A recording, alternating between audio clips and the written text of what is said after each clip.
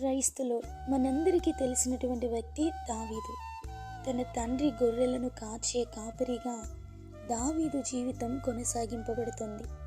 తన జీవితంలో మేలు అనే ఆలోచన లేని వ్యక్తి అండి దావీదు. తన అన్నల చేత తండ్రి చేత తృణీకరింపబడుతున్నటువంటి జీవితం. అటువంటి జీవితాన్ని చూసినటువంటి దేవుడు ప్రవక్త అయిన సమూయేలుతో మాట్లాడుతూ, యెషయి యొద్దకు నిన్ను పంపుచున్నాను, అతని కుమారులలో ఒకరిని నేను రాజుగా నియమించుదునని చెప్పి యెషయి గృహానికి ప్రవక్తను దేవుడు పంపిస్తారు. సమూయేలు గారు దావీదు అన్నయ్య అయిన ఎలీయాబును, అబీనాదాబును, షమ్మాను చూస్తూ నిజముగా యెహోవా అభిషేకించిన వాడు అని తనలో తాననుకుంటుండగా దేవుడు సమూయేలు ఆలోచనను ఎరిగి సమూయేలును హెచ్చరిస్తున్నారు. అతని రూపమును అతని ఎత్తును లక్ష్యపెట్టకము. మనుష్యులు లక్ష్యపెట్టు వాటిని యెహోవా లక్ష్యపెట్టడు. యెషయి కుమారులందరినీ దేవుడు త్రోసివేశారు. సమూయేలు, నీ కుమారులందరూ ఇక్కడే ఉన్నారా అని యెషయిని అడిగినప్పుడు, ఇంకను కడసారి వాడున్నాడు, అయితే వాడు గొర్రెలను కాయుచున్నాడని యెషయి సమాధానమిస్తారు. సమూయేలు వానిని పిలువనంపమని చెప్పి దావీదు కొరకు సమూయేలు వేచి చూస్తున్నారు. దావీదు ఎప్పుడైతే సమూయేలు ముందు నిలబడ్డారో దేవుడు సమూయేలుతో మాట్లాడుతూ, నేను కోరుకున్నవాడు ఇతడే, నీవు లేచి వానిని అభిషేకించుమని దేవుడు సమూయేలుకు ఆజ్ఞనిస్తారు.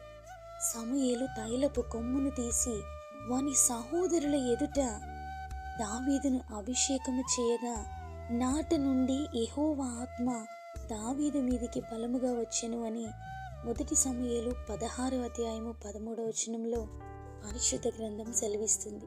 దావీదు పట్ల దేవుని ఉద్దేశం అతడు ఇశ్రాయేలీలకు రాజుగా ఉండాలని. ఇశ్రాయేలీల్ని పరిపాలిస్తున్న సౌలు రాజు దావీదును చంపాలి అని, అతనిని నాశనం చేయాలి అని ఎన్నోసార్లు అతని చేతి ఈటెను దావీదు మీదికి విసిరిన దేవుడు ఆ ఈటె నుండి దావీదును తప్పించారు.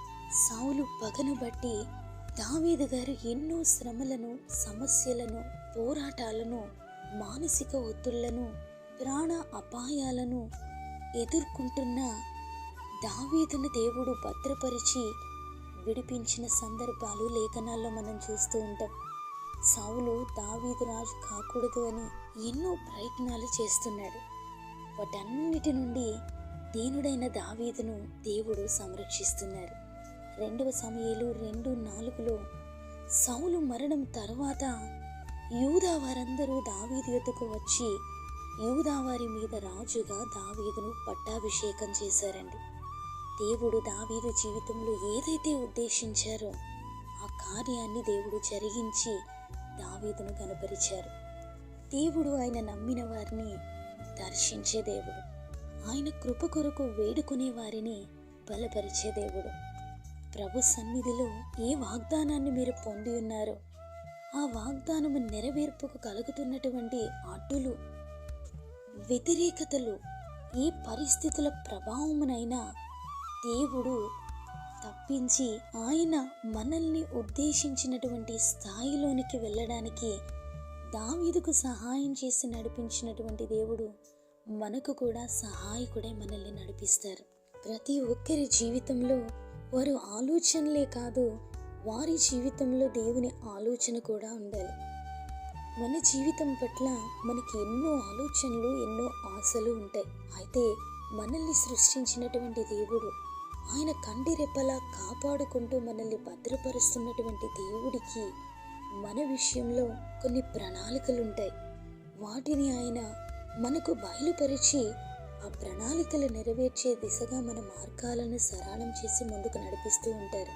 ఆ మార్గంలో కొనసాగింపబడుతున్నప్పుడు కలిగిన ప్రతి శ్రమ నుండి, పోరాటాల నుండి దేవుడే మనల్ని తప్పించి ఆయన మన కొరకు సిద్ధపరిచినటువంటి ఆశీర్వాదంలో మనల్ని స్థిరపరుస్తారు.